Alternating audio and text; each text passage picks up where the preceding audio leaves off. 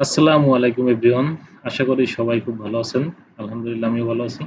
আজকে আমরা খুব একটা মজার সার্কিট নিয়ে আসছি, সেটা হচ্ছে রিভার্স ফরওয়ার্ড স্টার্টার। অর্থাৎ এই রিভার্স ফরওয়ার্ড স্টার্টারটা আমাদের কিন্তু অনেক কাজে লাগে। অনেক সময় মোটর উল্টো ঘোরানো বা সঠিক দিকে ঘোরানোর প্রয়োজন হয়। আবার স্লাইডিং গেট, অর্থাৎ বাসাবাড়ির যে গেট, যদি কোনো থ্রি ফেজ মোটর দিয়ে কখনো কোনো গেট তৈরি করে থাকেন, সেক্ষেত্রে আমাদের এই রিভার্স ফরওয়ার্ড স্টার্টার কাজে লাগে। তা চলুন আজকে আমরা খুব সহজ ভাষায় এই রিভার্স ফরওয়ার্ড স্টার্টারটা কিভাবে আপনারা ইলেকট্রিক্যালি ওয়ারিং করবেন সে বিষয়টিও জেনে আসি। ঠিক আছে? তা প্রত্যেক বরাবরের মতো আমি এই স্টার্টারকে দুইটা অংশে ভাগ করছি, একটা হচ্ছে পাওয়ার সার্কিট, একটা হচ্ছে কন্ট্রোল সার্কিট। এখানে পাওয়ার সার্কিট হচ্ছে এটা, যেটা একটু কালার করা আছে। আর কন্ট্রোল সার্কিট হচ্ছে ঠিক তার ডান পাশেরটা। এখানে আমি দুইটা কন্ট্রোল সার্কিট রাখছি, কি জন্য রাখছি সেটা আমি আপনাদের অবশ্যই বুঝিয়ে বলবো। আচ্ছা চলুন আমরা একটু পাওয়ার সার্কিট সম্পর্কে জেনে আসি। দেখুন, রিভার্স ফরওয়ার্ড স্টার্টার এবং ডল স্টার্টারের ভিতর কিন্তু অত বেশি পার্থক্য নাই। রিভার্স ফরওয়ার্ড স্টার্টার কি, মোটরটাকে একবার সামনের দিকে একবার পিছনের দিকে ঘোরাতে হবে। আর ডল স্টার্টার মোটরটা যে কোনো একদিকেই ঘুরবে। ডল স্টার্টারের ক্ষেত্রে আমরা একটা ম্যাগনেটিক কন্টাক্ট ইউজ করছি, কিন্তু সেক্ষেত্রে যেহেতু রিভার্স ফরওয়ার্ডে যেহেতু মোটরটা একবার সামনের দিকে একটা পিছনের দিকে ঘোরাতে হবে, তাহলে কি হচ্ছে, তাহলে এখানে দুইটা কন্টাক্ট ম্যাগনেটিক কন্টাক্ট আমাদের লাগতেছে। অর্থাৎ এখানে M1 ম্যাগনেটিক কন্টাক্ট আমি রাখছি ফরওয়ার্ডের জন্য, M2 এর জন্য M2 ম্যাগনেটিক কন্টাক্টটা রাখছি উল্টো দিকে ঘোরানোর জন্য। তা চলুন একটু পাওয়ার সার্কিটটা একটু দেখে আসি। এখানে থ্রি ফেজ সাপ্লাই আর ওয়াই বি, ঠিক আছে। তারপর একটা মোল্ডেড সার্কিট ব্রেকার, তারপর সেফটি ডিভাইস হিসেবে এই যে ফিউজ লাগাইছি এখানে ছয়টা। এই যে এটা হচ্ছে ফরওয়ার্ডের জন্য এই সেফটি ডিভাইসটা, এটা হচ্ছে রিভার্সের জন্য এই ফিউজগুলো, ঠিক আছে। তারপর এই দুটো আবার এখান থেকে এসে একটা ওভারলোড হয়ে ঢুকছে হচ্ছে আমার মোটরটায়। ওকে। তা এইখানে দেখুন, এখানে কি হচ্ছে আমরা কি জানি, থ্রি ফেজ কোনো মোটর বা কোনো ইনস্ট্রুমেন্ট যদি উল্টো দিকে ঘুরে, তাহলে সেটাকে যদি আবার ঠিক দিকে ঘোরাতে হয় বা ঠিক দিকে ঘুরলে যদি উল্টো দিকে ঘোরাতে হয়, তাহলে যে কোনো দুই ফেজের স্থান পরিবর্তন করে দিতে হয়। ঠিক আছে? এখানে দেখুন এই ম্যাগনেটিক কন্ট্যাক্ট দুটো দিয়ে কিন্তু ঠিক সেই কাজটা করা হয়েছে। ঠিক আছে? ফরওয়ার্ডের ক্ষেত্রে দেখুন এই আর ফেজটা, অর্থাৎ এই যে রেড যে ফেজটা, এটা কিন্তু সরাসরি মোটরের এই টার্মিনালে এসে ঢুকছে। আবার এই ওয়াই ফেজটা কিন্তু ফরওয়ার্ডের ক্ষেত্রে এই মাঝখানের টার্মিনালে ঢুকছে। আবার এই ব্লু ফেজটা কিন্তু মোটরের একেবারে ডান টার্মিনালে ঢুকছে। এটা হচ্ছে ফরওয়ার্ডের ক্ষেত্রে। এখন দেখুন রিভার্সের ক্ষেত্রে কি হচ্ছে, রিভার্সের ক্ষেত্রে কিন্তু মোটরের যেহেতু এইখানে এই টার্মিনালে কি ফেজ ঢুকছিল আর ফেজ, কিন্তু রিভার্সের ক্ষেত্রে কিন্তু মোটরের এই টার্মিনালে ঢুকতেছে কি ব্লু ফেজ। আর যেহেতু দুটা ফেজের স্থান পরিবর্তন করতে হবে, একটা ফেজকে স্থির রাখতে হবে, আমি এই ইয়েলো ফেজটাকে স্থিরই রাখছি, একই টার্মিনালে রাখছি। কিন্তু এইখানে ফরওয়ার্ডের যেখানে ব্লু ফেজটা ঢুকছে সেখানে রিভার্সের ক্ষেত্রে এসে রেড ফেজটা এইখানে মোটরের এই টার্মিনালে আমি কানেকশন করছি। ঠিক আছে? এখন এটা আসলে কিভাবে কাজ করে, এখানে পাওয়ার সার্কিটটা তো আপনারা বুঝলেন যে যে কোনো তিন ফেজের যে কোনো দুই ফেজের স্থানকে পরিবর্তন করে দিতে হবে, এবং এই ম্যাগনেটিক কন্ট্যাক্ট দুটো এই তিন ফেজের যে কোনো দুই ফেজের স্থানকে পরিবর্তন করবে। ঠিক আছে? এখন এটা আসলে কিভাবে কাজ করে, তো চলুন আমরা কন্ট্রোল সার্কিট দিয়ে সেটা বুঝে আসি।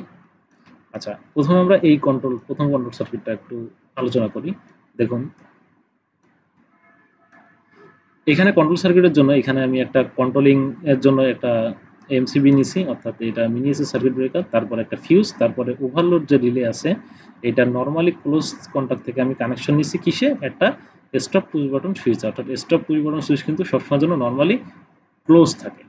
তারপর এখান থেকে আমি আবার দুইটা ওয়্যার নিয়ে একটা, এইটা হচ্ছে আপনার প্রথমটা হচ্ছে ফরওয়ার্ডের জন্য, অর্থাৎ M1 ম্যাগনেটিক কয়েলের জন্য এটা স্টার্ট বাটনটা, এবং রিভার্সের জন্য এই স্টার্ট বাটনটা। ঠিক আছে? অর্থাৎ M2 ম্যাগনেটিক কন্ট্যাক্টের জন্য। এখন চলুন দেখি মোটরটা ফরওয়ার্ডে কিভাবে কাজ করে। দেখুন, যখন আমি ফরওয়ার্ডের স্টার্ট বাটনটা প্রেস করব তখন কি হচ্ছে, তখন সাপ্লাইটা কিন্তু এখান থেকে এসে এইটা কি, এটা হচ্ছে M2 এর নরমালি ক্লোজ কন্টাক্ট। প্রত্যেকটি ম্যাগনেটিক কন্টাক্টের ভিতর নরমালি ওপেন কন্টাক্ট থাকে এবং নরমালি ক্লোজ কন্টাক্ট থাকে, এবং অবশ্যই এতে এনার্জাইজড কয়েল থাকে। ঠিক আছে?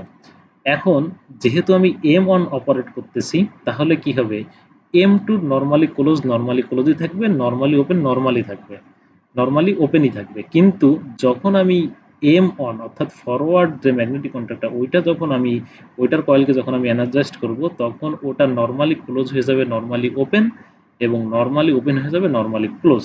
ঠিক আছে? তাহলে কি হচ্ছে, যেহেতু আমি M1 এর স্টার্ট বাটনটা এখন প্রেস করতেছি, তাহলে সাপ্লাইটা এখান থেকে যেহেতু M2 অপারেট হচ্ছে না, তাহলে নরমালি ক্লোজ নরমালি থাকবে, নরমালি ক্লোজ কন্টাক্টের ভিতর দিয়ে এসে M1 এর কয়েলের ভিতর প্রবেশ করছে। তাহলে কি হচ্ছে, ম্যাগনেটিক কন্টাক্ট অন এর কয়েলটা পাওয়ার পাচ্ছে এবং এটা এনার্জাইজড হয়ে আপনার ম্যাগনেটিক কন্ট্যাক্টটাকে অপারেট করতেছে, এবং অপারেট করার সাথে সাথে কি হচ্ছে, এইটা হচ্ছে M1 এর ম্যাগনেটিক কন্ট্যাক্টের নরমালি ওপেন কন্ট্যাক্ট। তাহলে M1 এর নরমালি ওপেন কন্ট্যাক্টটা কি হয়ে যাচ্ছে, নরমালি এখানে এবার ক্লোজ হয়ে যাবে। ঠিক আছে, ক্লোজ হয়ে গেলে কি হচ্ছে, যেহেতু স্টার্ট বাটনটা তো আপনি চেপে ধরে রাখবেন, এটাকে ছেড়ে দিবেন, এটা ছেড়ে দিলে কি হবে, এখানে আবার ওপেন হয়ে যাবে।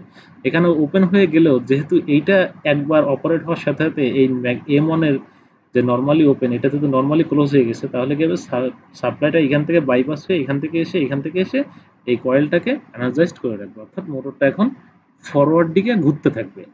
ওকে, এখন যদি এটাকে আমি এখন রিভার্সের দিকে ঘোরাতে চাই, তাহলে কি করতে হবে, তাহলে এটাকে আমার স্টপ করে দিতে হবে। অর্থাৎ স্টপ করলে এখান থেকে কন্ট্রোল সার্কিটের পাওয়ারটা কাটা হয়ে যাবে, তার মানে কি মোটরটা স্টপ হয়ে যাবে। এখন যদি আমি রিভার্স দিকে ঘোরাতে চাই, তাহলে কি হচ্ছে, এই স্টার্ট বাটনটা যখন আমি প্রেস করব, তখন কি হচ্ছে, সাপ্লাইটা এইখান থেকে এসে এই M1 এর এনসি কন্টাক্ট, অর্থাৎ এই দুইটা এনসি কন্টাক্ট দেওয়া হয়েছে একটা সেফটি পারপোজ। সেটা হচ্ছে কি, যদি কখনো আপনি রিমোটটাকে ফরওয়ার্ড দিকে ঘোরান, সে অবস্থায় ভুলবশত কেউ যদি এই রিভার্সের স্টার্ট বাটনে পুশ করে, তাহলে কি হবে, যেহেতু M1 যেহেতু কাজ করছে, তাহলে কি হচ্ছে, M1 এর নরমালি ওপেন কিন্তু নরমালি ক্লোজ হয়ে যাচ্ছে, নরমালি ক্লোজ নরমালি ওপেন হয়ে যাচ্ছে। যদি কেউ ভুলবশত এটা প্রেস করে, এই সার্কিটটা কিন্তু এইখান থেকে আর পাওয়ারটা পাস হবে না, অর্থাৎ M2 এর কয়েলটা কিন্তু এনার্জাইজড হবে না। ঠিক আছে, এখন চলুন রিভার্সে যখন ঘোরাচ্ছি, তখন কি হচ্ছে, এই স্টার্ট বাটনটা যখন প্রেস করতেছি, তখন কি হচ্ছে, এই সাপ্লাইটা এখান থেকে যায় এই M1 এর নরমালি ক্লোজ কন্টাক্ট, যেহেতু M1 আর এনার্জাইজড নাই, তাহলে এর নরমালি ক্লোজ কন্টাক্ট হয়ে M2 এর কয়েলের বিরুদ্ধে যখন প্রবেশ করবে পাওয়ারটা, তখন কয়েলটা এনার্জাইজড হবে এবং ম্যাগনেটিক কন্ট্যাক্টটা অপারেট হওয়ার সাথে সাথে এই M2 এর নরমালি ওপেন কন্ট্যাক্ট নরমালি ক্লোজে চলে আসবে। যখন আমি স্টার্ট ফুট বাটনটা ছেড়ে দিব, তখন এই সাপ্লাইটা এখান থেকে বাইপাস হয়ে এখান থেকে এসে কয়েলটাকে হোল্ড করে রাখবে, অর্থাৎ কয়েলটাকে এনার্জাইজড করে রাখবে এবং ম্যাগনেটিক কন্ট্যাক্টটা হোল্ড হয়ে থাকবে।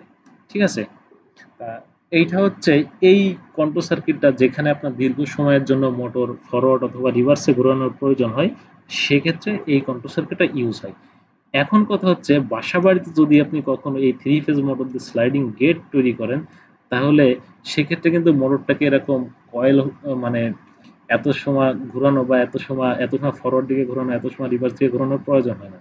জাস্ট আপনি স্টার্ট বাটনটা 5 সেকেন্ড অথবা 10 সেকেন্ডের জন্য চেপে ধরে রাখবেন, মোটরটা, এই গেটটা যতটুকু খোলা দরকার ততটুকু খোলা হয়ে গেলে আবার স্টার্ট বাটনটা ছেড়ে দিবেন, তখন মোটরটা অফ হয়ে যাবে। আবার যখন রিভার্সে প্রয়োজন হবে গেটটা ক্লোজ করার জন্য, তখন আবার রিভার্সের স্টার্ট বাটনটা প্রেস করবেন, যত সময় পর্যন্ত আপনার যতটুকু আপনার রিকোয়ারমেন্ট ততটুকু হয়ে গেলে আবার আপনি ছেড়ে দিবেন।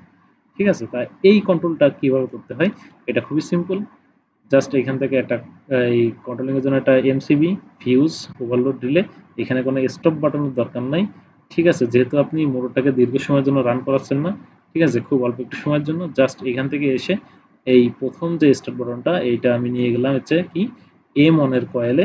ঠিক আছে, অর্থাৎ ম্যাগনেটিক কন্ট্যাক্ট অন এর কয়েলে, যেটা ফরওয়ার্ড দিকে ঘুরবে। দ্বিতীয়টা নিয়ে গেলাম হচ্ছে রিভার্সের জন্য, অর্থাৎ M2 এর কয়েলের জন্য। এখন দেখুন কি হচ্ছে, যখন আমি M1 এর স্টার্ট বাটনটা প্রেস করতেছি, ঠিক আছে, এই সাপ্লাইটা এইখান থেকে যে এই M2 এর নরমালি ক্লোজ কন্টাক্ট হয়ে কয়েলের ভিতরে যাচ্ছে, অর্থাৎ মোটরটা ফরওয়ার্ড দিকে ঘুরবে। আপনার যতটুকু প্রয়োজন ততটুকু হয়ে গেলে স্টার্ট বাটনটা ছেড়ে দিবেন, মোটরটা আবার অফ হয়ে যাবে। ঠিক আছে, আবার যখন মোটরটা আপনি উল্টো দিকে ঘুরাবেন, তখন জাস্ট এই স্টার্ট বাটনটা প্রেস করবেন, এটা এখান থেকে যে এই M1 এর নরমালি ক্লোজ কন্টাক্ট হয়ে M2 এর কয়েলে প্রবেশ করবে, মোটরটা আবার রিভার্স দিকে ঘুরবে। ঠিক আছে, এইভাবে আপনারা যদি কখনো 3 ফেজ মোটর দিয়ে কখনো স্লাইডিং গেট করেন, সেক্ষেত্রে আপনারা এইভাবে কন্ট্রোল সার্কিটটা করবেন। আর অনেকে আছে সিঙ্গেল ফেজ দিয়ে করে, তা সেই ক্ষেত্রে ক্যাপাসিটরের কানেকশনটা কন্ট্রোল সার্কিট দিয়ে ঘুরাই দিতে হয়। সেই বিষয়ে আমরা পরে একটা ভিডিও নিয়ে আলোচনা করব। তো আজকের ভিডিওটা এই পর্যন্ত। আল্লাহ হাফেজ।